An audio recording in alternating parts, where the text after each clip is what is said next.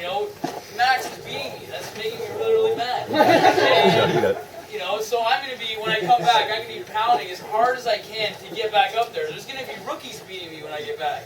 And that's one thing you want to do is take a peek at this thing and see who's close by you, and because you might have someone behind you that you don't want catching up. You might have someone a couple planters ahead of you and you want to beat them. I mean, use it. All us highballers, the other day when Josiah beat us, like we were all pissed. Like when Josiah planted more trees than all of us. Rob's planted for 4 years. Me and Tim this is our 3rd year. Josh is on his 4th year.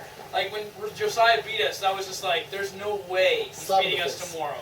There's no way. And you can blame it on land, or you can blame it on like Brad backing him up. Yeah. But like in the end, I should beat him.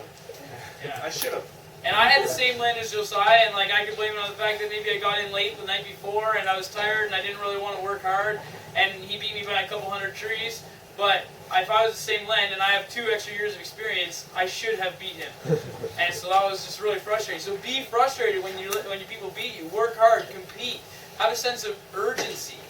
You know, every morning when you get to your piece, instead of sitting there, you know, like, oh, I don't want to plant trees. Like when you get to your cache, like bag up fast, get in your land, work as hard as you can, time your bag ups.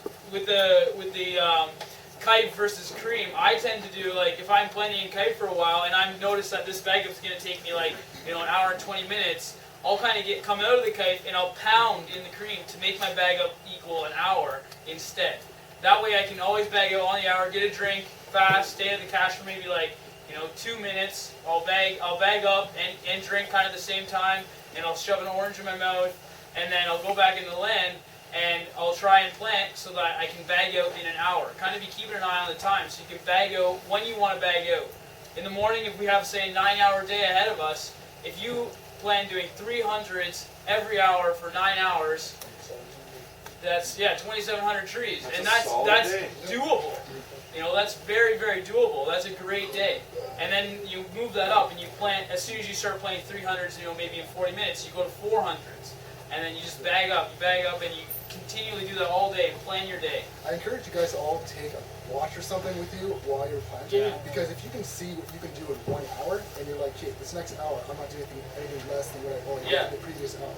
These guys here, like, they usually have a pace where, like, I will hit 1,200 trees by 12 o'clock. Yeah. And if I do not get that, they're mad at themselves. Well, like, if you want to hit 3K, you got to be at 2 by 2 o'clock. So 12 by 12, 2 by 2. And if you want to hit 4K, you got to be at 2 by 12. And that's kind of how you can pace your day out. You know, I know in the morning I'll look at my watch and I'll be like, okay, you know, Josh is driving slow. I'm gonna get 20 minutes late. But you know, I'll look. Okay, I got 9 hours plus, you know, give or take 10, 15 minutes, depends on how much time it takes to drop people off and get to my piece. So then I'll account for that, saying like I need to be bagged up back in my land every hour. That's 9 hours. Say I do 400 trees. That's 3,600 trees. So tomorrow, just see what you guys can do in 1 hour. Bag up the most you can do, like 300, 400s, 5s, or whatnot, and just time yourself and see what it took you to do that. And then start from there. You also want to set goals in the morning. Yeah. Or even pre-contract goals. Like that's how I always do it. I set a goal before I even set forth the shop. I knew exactly how much money I needed to make and wanted to make. I divided that by potential planting days, and every day I knew, like, shit, I'm falling behind. I got a pound tomorrow. Or, sweet, I'm going to have a little extra spending cash that the wife will let me buy a cool toy with or something. Like, that's how, you need to set goals, or else you're working for nothing. You're just one of the ways I set my goal, I don't usually just set my goal like for how much I want to make the day. It's just usually by like, every 10 minutes I want to plant this many trees. And usually my goal is try to plant 100 trees every 10 minutes, which I haven't been doing, but that's what I like to do. But I don't know, how many of you rookies are like hitting over 2 now? Raise your hand. Sometimes, not every day. Like what I would try to do if I was you guys is like try to get 100 trees every 15 minutes. So like unbundle 100 trees and or whatever, however you earn, but make sure you know how many trees are bundled and try to time it like for 15 minutes, 100 trees. I check my watch about every half bag up. I check it and then I do my half bag up and check it to make sure I'm on time. I probably check my watch probably like, I would say probably sometimes close to like 10 times an hour. always looking at my watch because it's just right here. And so as I plant a tree, it's okay. Shoot, I need like I'm 5 minutes behind. That means I have to work that much harder to stay on pace. Because you can be caught. Like I noticed, like Oren, not to pick on you the other day. You said sometimes the reason you don't plant lots of trees is because you get lost in your mind. You just end up thinking in the land and stuff. And then we were talking about how that slows you down, right? And that gets you that you think you're still going the same pace, but you're not. When you're letting your mind, wander, or you're focusing on a thought too much, you'll find you're slowing down. Always try to remember that you're planting trees. You're trying to plant as fast as possible. Some people work differently. Like Barnes, he was saying to me, he just lets his mind do whatever it wants, and he just plants trees like crazy. Other people need to focus, and so you have to figure out what works for you. Figure out like if you let your mind, think about one thing all day, whether that be tree planting or whether that be like a song or a girl or a boy or whatever, like if that makes you go faster, then think about that all the time. But if just letting your mind, think about the birds flying around or frogs stomping your piece or whatever, like that kind of stuff is a waste of time. And time here, because we're doing piece rate, time is money. One thing I want to encourage the people who are close to 2-4 is like that extra half cent makes a big difference at the end of the contract. And then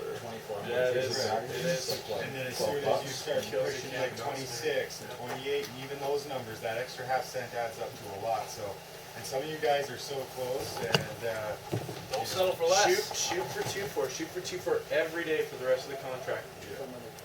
Does anybody have the numbers on that? Like what you need to...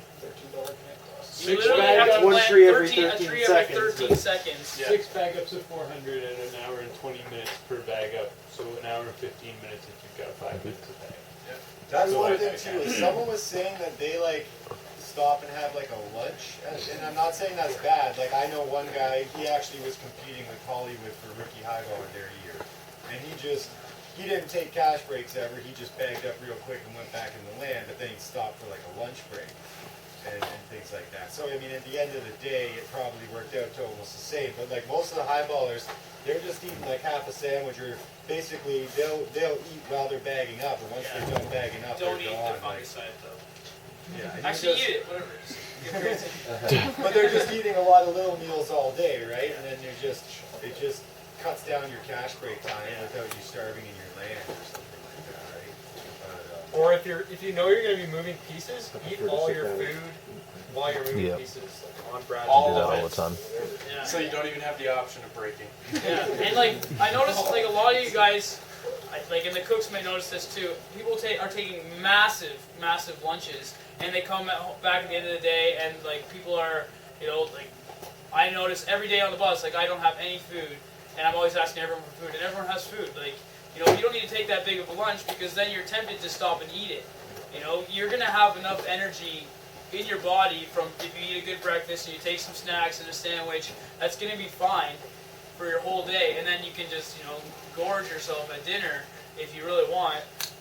But then if you're spending less time eating, if you have like 9 sandwiches throughout the day, that takes up a lot of time.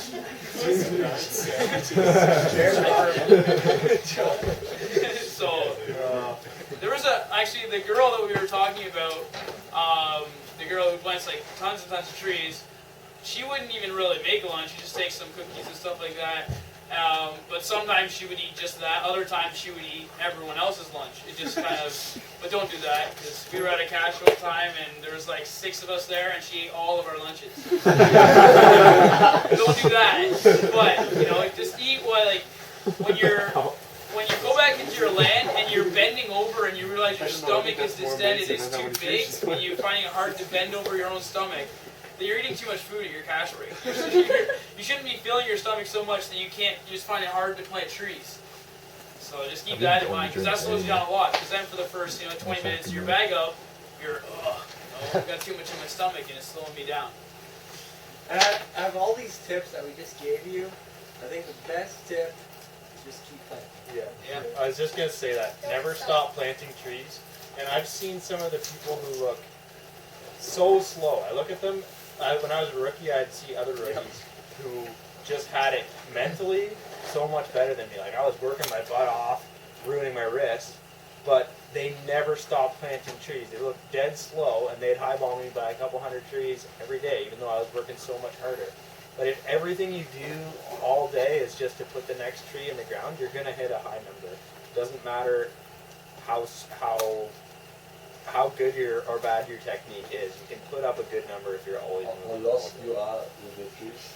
That's the main reason why the people stop, because they don't know where the trees are. Yeah, Even if like, you try to Don't tell get them. lost. When I'm planting, like I think about the next, like while I'm planting that tree, I'm already thinking about the next tree. You know what I mean? Yeah. So like your mind's like, prefer to think of I'm not thinking about the tree I'm planting. You're a robot. You know, you just put the tree in, and now I'm just like I'm concentrating on where the next tree's gonna be. You'll My find the mind's time already goes there. by way too fast. I don't know. And I started planting in scarified land. So whenever I plant, even Saturday I was planting on scarified, and I was going into other people's pieces and fixing holes and stuff like that. But I'd be doing the meerkat, like what the heck, where am I? And I'm a highballer. I've been out in the bush a long time, man. But so then you do things like they're talking about, just these little things, like you get used to a log in the area or whatever, And if you need, I didn't have any flagger, unfortunately, because I was wishing I did. There was flagger in my pocket.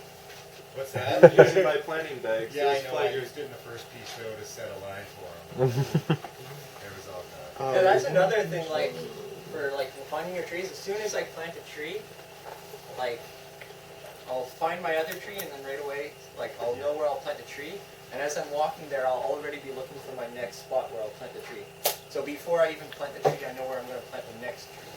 Because once you find your line, Dan, you just want to kind of be peeking up ahead as you're planting. So you find your line, you plant your tree, and you're kind of peeking up the line to try and see what it's doing, because it might be curving away on you, right? It might be coming across like this. 3 or 4 So trees you ahead just now. kind of peek up ahead as you're doing it, and then you don't have to plant the tree, stand up, and do the meerkat or whatever. line in Same thing with space, like density, like, I know we say like 2 steps, or you can measure them with your feet, but like, honestly, when I plant now, and you may not be at that point yet, but probably you should be, because I think when I talk to you guys, you generally know what 6 feet looks like.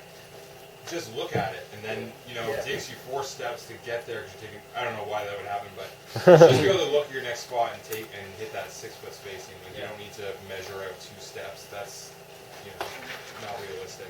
And it might not be 2 steps, it might not be 6 feet. Your next spot might be 7 feet. Your next spot might be like 5 3/4. Another thing for actually speeding up your planting trees. So when you plant a tree, you bend down and you put your tree in and you stomp it. Instead of standing all the way up and then taking 2 steps, you keep low, you put your tree in, and then you take your step and you're still standing like this, and you're tossing your shovel while you're still stepping. So because now, like what Rob was saying, you know where your tree is going to go, because you know where your other one is. As you're stepping, you're tossing your shovel in, and then you're coming over it, and you're opening the hole at the same time. Because that speeds you up a lot. And instead of like having to go down, stand up, 2 steps, down, stand up, like you can do that if you stand up and if you bend down and stand up in like half a second, like with that what's his name, Joseph Yanni guy. He would stand up all the time, but he literally every single time he had no troubles putting his tree in the ground because he was playing for like ages. He would just go like this, like that, and he was had his tree planted already. So if you can't do that, then just stay low. And it hurts your back after a while, but that's where you got to readjust your bags so that your bags kind of hang a little bit more on your hips instead of bending over on your back. I find that helps a lot. Instead of having all the weight on either your legs or your back, distribute it kind of thing, so you can adjust those straps. Anyways, we have been rambling. Yeah. It's one of those ADD kind of things that just... I guarantee all of us here could talk about tree planting for like days nonstop. But does anyone have any like specific questions that they really want to raise yet? I have a question. It's not like technical or nothing, but I read somewhere and I heard this from other divers too that tree planting is like one of the top 5 hardest jobs in Canada, rivaling like underwater arc welding and crab fishing.